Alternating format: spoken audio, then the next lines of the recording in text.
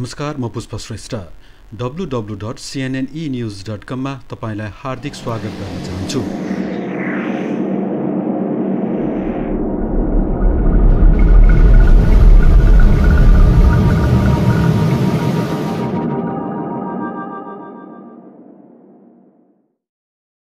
www.cnnenews.com मा आज तपाईले हेर्न सक्नुहुन्छ वैदेशिक रोजगारीका लागि इजरायलमा कार्यरत आदिवासी जनजातिहरूको संगठन आदिवासी जनजाति महासंघ इजरायलले आयोजना गर्न लागेको 19औं विश्व आदिवासी दिवसको बारेमा एक रिपोर्ट प्रस्तुत गर्नेछौं। आदिवासी जनजाति महासंघका पूर्व महासचिव आङ्काजी शेर्पाको प्रमुख आतिथ्यमा सम्पन्न हुने सो कार्यक्रममा इजरायलमा गठित आदिवासी जनजाति महासंघ इजरायलले 19औं आदिवासी दिवस तयारीको बारेमा प्रश्न पारेको छ। र त्यसकारणले विश्वभरि छरिएर रहनुभएका सम्पूर्ण आदिवासी दाजुभाइ तथा दिदीबहिनीहरूमा र साथै सम्पूर्ण नेपाली दाजुभाइ तथा दिदीबहिनीहरूमा 19औं विश्व आदिवासी दिवसको पुण्य उपलक्ष्यमा हार्दिक मङ्गलमय शुभकामना व्यक्त गर्न चाहन्छु। विदेशको एउटा इजरायल भूमिमा हामीले यो विश्व आदिवासी दिवस जुन यो दोस्रो पटक मनाउँदैछौँ र विगत वर्ष हामीले 18औं विश्व आदिवासी दिवस सम्पन्न गराइसकेका छौँ र जति तपाईको विगत वर्ष जुन किसिमको हामीले एउटा राष्ट्रिय पहिचान सहितको एउटा संहिताको सवाललाई जोड दिएर धार्मिक सहिष्णुता नेपाली एकताको एउटा अपरिहार्यताको नारालाई अगाडि सारेर सम्पन्न गरेका थियौँ भने यो 19औं आदिवासी विश्व दिवस एउटा जातीय पहिचान सहितको संहिता र संहिता सहितको संविधान भन्ने मूल नाराका साथ हामी मनाउन गइरहेका छौँ र यस अर्थमा एउटा यो मूल नारा यो एउटा नेपालको राष्ट्रिय रूपमै तपाईको अगाडि अग्रपंक्तिमा अगाडि गुन्जिरहेको एउटा नारा हो। यसले नेपालमा रहेका आदिवासी सम्पूर्ण आदिवासीहरूको आफ्नो पहिचानको आफ्नो हक अधिकारको उहरू यसले नेतृत्व गरिरहेको छ भन्ने हामीले हाम्रो ठाउँमा यो हामीले बुझेका छौँ। त्यसकारणले जुन किसिमले हामी इजरायलको भूमिमा जुन विश्व आदिवासी दिवस मनाउन गइरहेका छौँ यो अलिकति विगतको वर्षभन्दा अझ विस्तृत रूपमा यो अन्तर्राष्ट्रिय रूपमा यो व्यापकताको रूपमा हामीले मनाउन गइरहेका छौँ।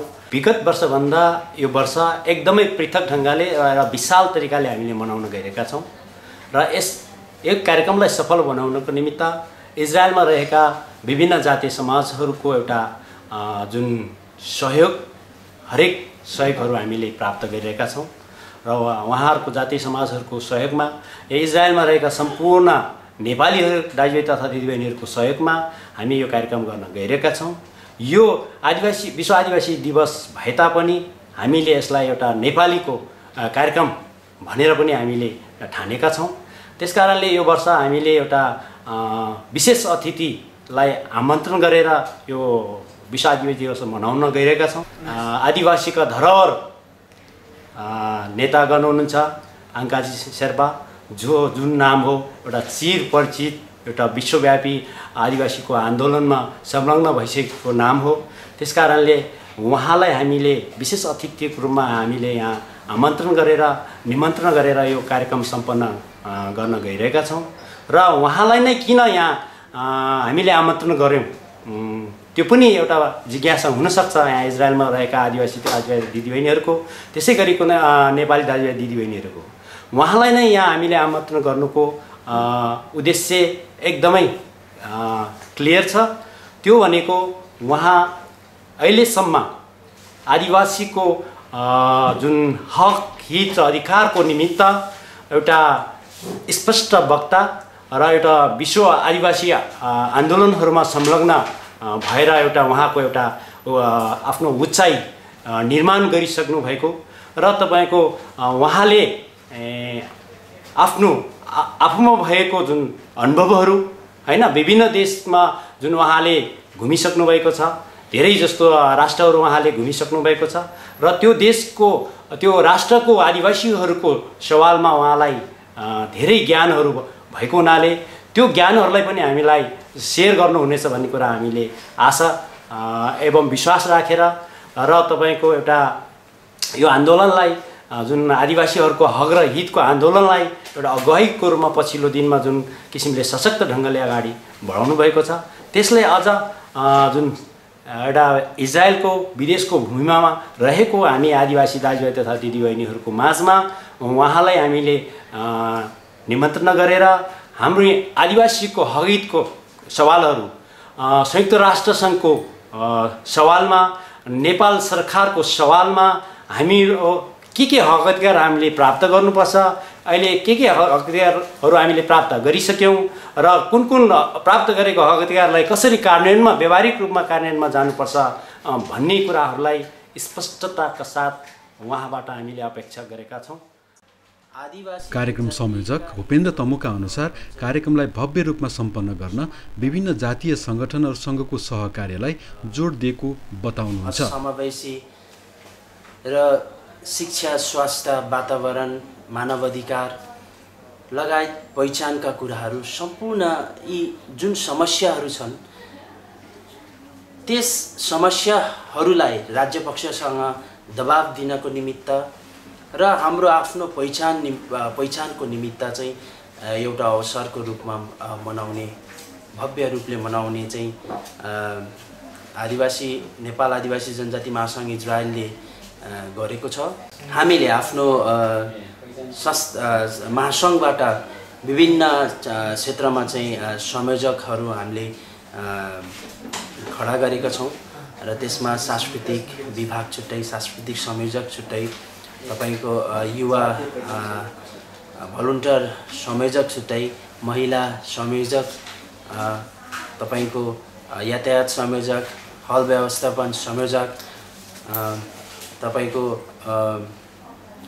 लगायत अन्य प्रचार प्रसार संयोजक हो। यसरी हामीले विभिन्न महासङ्घमा आबद्ध जातीय सङ्घ संस्थाहरूबाट चाहिँ सबैलाई समेटेका छौँ र त्यो संयोजनमा सबैबाट समावेशी तरिकाले चाहिँ प्रतिनिधित्व गरेर कार्यक्रमलाई भव्य रूपले र सभ्य रूपले चाहिँ मनाउने एउटा तयारी गरिरहेको छ। 19औं विश्व आदिवासी दिवस सम्पन्न गर्नका लागि आदिवासी जनजाति महासङ्घ इजरायलले विभिन्न समितिहरू निर्माण गरी जिम्मेवारी हस्तान्तरण गरेको छ, जसमा युवा तथा स्वयंसेवक परिचालन समितिका प्रमुख विजय विद्रोही राई भन्नुहुन्छ। स्वयंसेवक संयोजक 19औं आदिवासी दिवसको यो हुन गइरहेको कार्यक्रमको लागि स्वयंसेवक चाहिएको हुनाले कुनै पनि कार्यक्रमको लागि स्वयंसेवकको जरुरी छ। त्यसलाई चाहिँ हामीले र एउटा के भन्छ समानुपातिक हैसियतले इजरायलमा कार्यरत विभिन्न संस्था आदिवासी जनजाति संस्थाका सम्पूर्णमा हामीले समानुपातिक हैसियतले 15 जनाको हैसियतले चाहिँ हामीले मागेका छौँ र उहाँले दिइ पनि सक्नुभएको छ।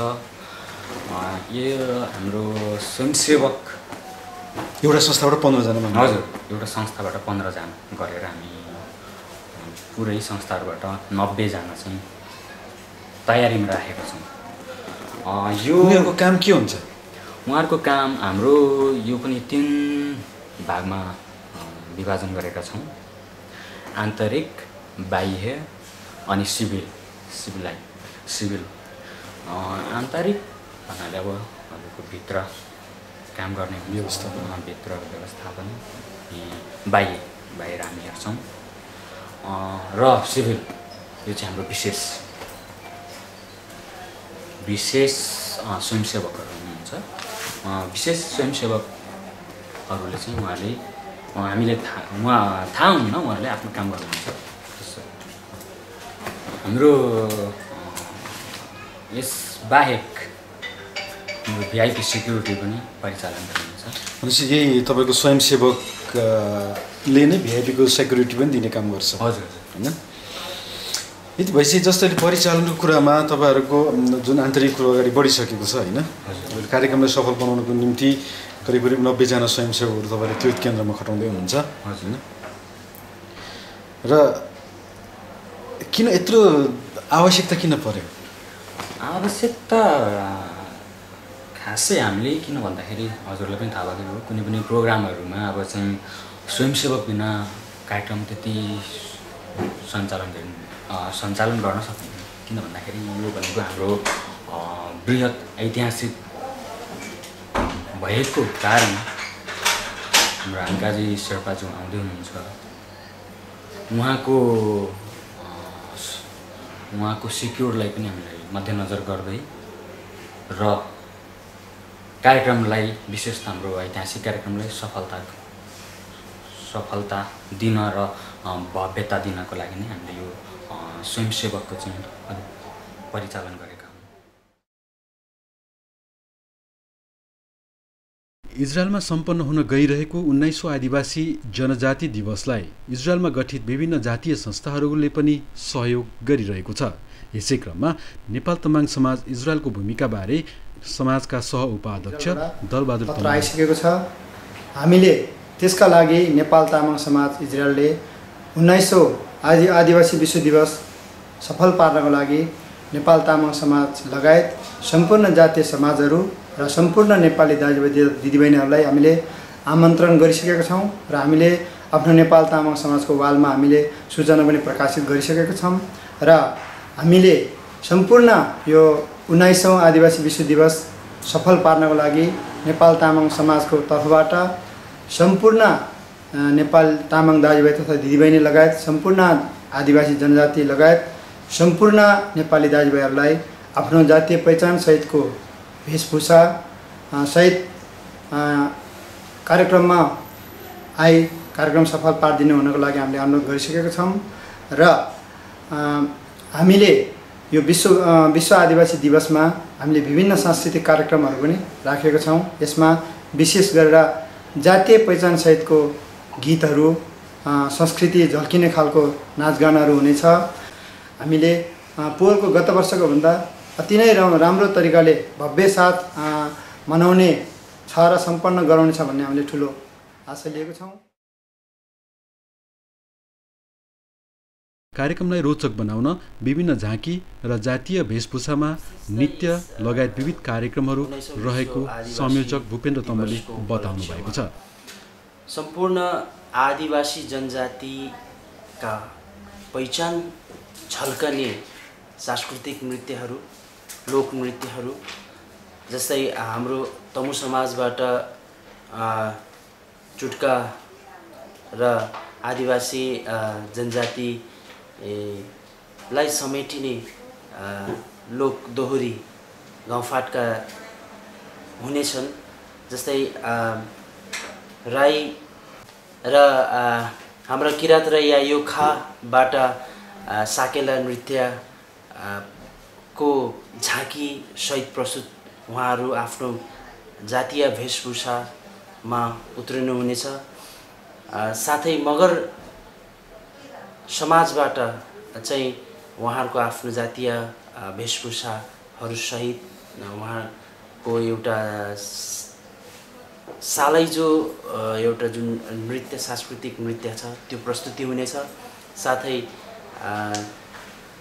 लिम्बू समाजबाट चाहिँ धान नृत्य र अन्य नृत्यहरू आउनेछन्। साथसाथै शेर्पा सङ्घबाट चाहिँ तपाईँको स्याब्रु चाहिँ नृत्य आउनेछ। यसरी नै विभिन्न हाम्रा जातीय आदिवासी जनजातिका जातीय पहिचान झल्किने एउटा सांस्कृतिक नृत्यहरू आफ्नो एउटा संस्कृति झल्काउने तरिकाले प्रस्तुत हुनेछ। साथै नेवा खलकबाट चाहिँ नेवा संस्कृति झल्किने जातीय पहिचान झल्किने एउटा नृत्य सङ्गीतहरू आउनेछ। यसरी नै आदिवासी जनजाति महासङ्घमा आबद्ध सम्पूर्ण जातीय संस्थाहरूले विश्व आदिवासी दिवसलाई चाहिँ भव्यता साथ सफल पार्नको निमित्त चाहिँ उहाँहरूले पूर्व तयारी गर्दै हुनुहुन्छ।